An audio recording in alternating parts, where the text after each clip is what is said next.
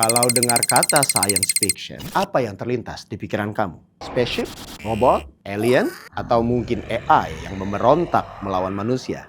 Tapi tahukah kamu di balik semua imajinasi futuristik itu, genre fiksi ilmiah seringkali jadi medan perdebatan sosial, politik, bahkan etika.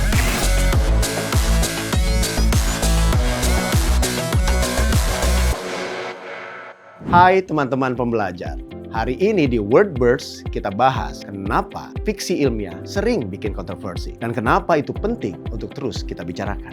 Fiksi ilmiah bukan cuma tentang masa depan loh, tapi tentang bagaimana kita melihat masa kini. Seperti kata Gwyn tahun 76, science fiction is not about the future, it's about the present told through metaphor.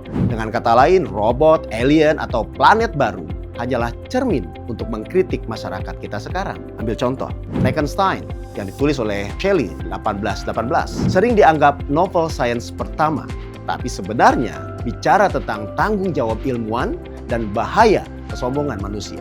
1984 karya George Orwell dan The Handmaid's Tale karya Margaret Atwood menyoroti kontrol negara, kebebasan berpikir, dan hak tubuh perempuan. Fiksi ilmiah memberi ruang bagi kita untuk bertanya, kalau teknologi bisa segalanya, haruskah kita melakukannya?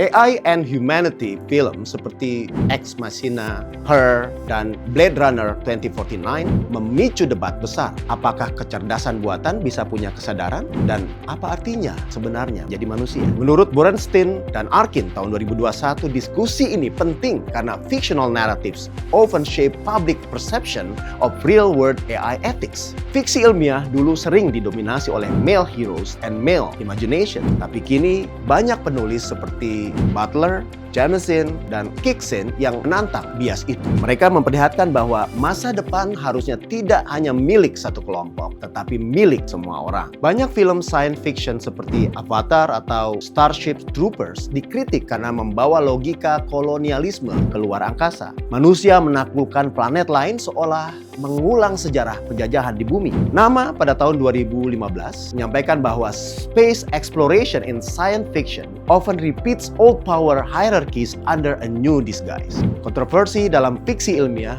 bukan tanda kelemahan, tapi tanda kehidupan. Safin tahun 1979 menyampaikan bahwa fiksi ilmiah menggabungkan estrangement, jarak imajinatif, dan cognition, nalar ilmiah. Artinya, genre ini menantang kita untuk berpikir berbeda, bukan hanya bermimpi. Ketika kita berdebat tentang AI ethics, gender in science fiction, atau colonial imagination, kita sebenarnya sedang menegosiasikan masa depan kemanusiaan.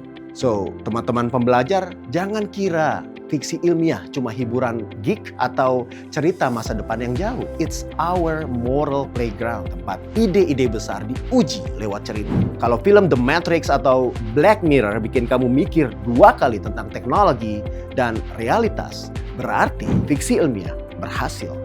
Mereka mengajarkan kita setidaknya dua hal.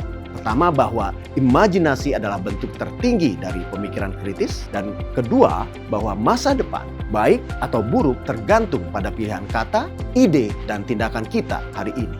Saya Irfan Rifai, sampai jumpa di episode Wordburst berikutnya, where stories of tomorrow challenge our beliefs today.